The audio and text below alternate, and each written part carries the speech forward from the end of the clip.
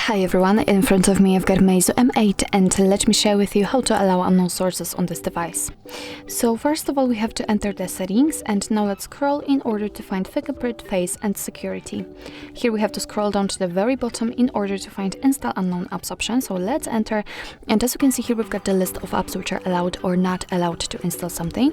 So in order to change it, for example, in order to allow Chrome to install some content, just tap on it and tap on the switch right here. Now we can go back, and as you can see from now on it is notified right here that the Chrome is allowed to install some content.